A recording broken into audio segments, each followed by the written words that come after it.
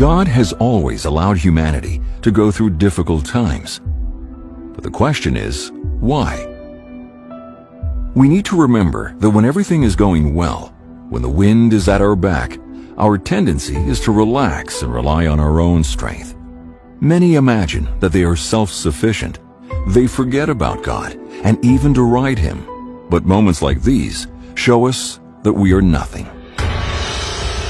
In the blink of an eye, an invisible enemy can appear to take the lives of thousands with no regard for social class, race, or status. Where are the powerful ones now?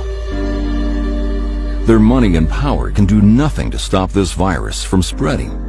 In times like this, we see just how fragile and insignificant we really are.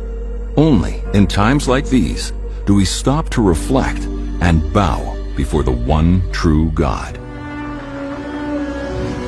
It's only in the storms of life, in the toughest of times, when people humble themselves before the Most High and seek His help.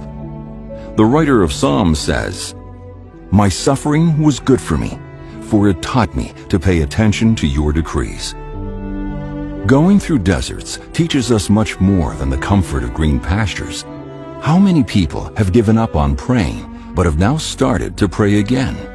How many have been spiritually lazy, but are now being shaken awake to restore the relationship with God?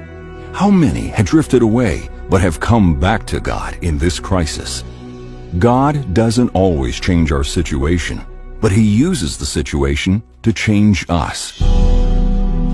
God is using this time to test the faith of those who serve Him. Many are discovering that they spent their entire lives building their houses on the sand. Now that supernatural faith is needed, they've collapsed after years of not practicing what they were taught. One thing is certain: whoever builds their lives on the rock will go through storms, yet remain unshaken. Storms come to everyone, but only those who hear and practice the Word remain.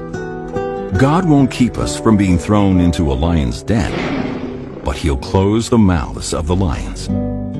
God won't keep us from being thrown into a fiery furnace, but He'll ensure that not even a single hair of our head is burned. Let's have this faith as we go through these times, and in the end, we'll come out stronger.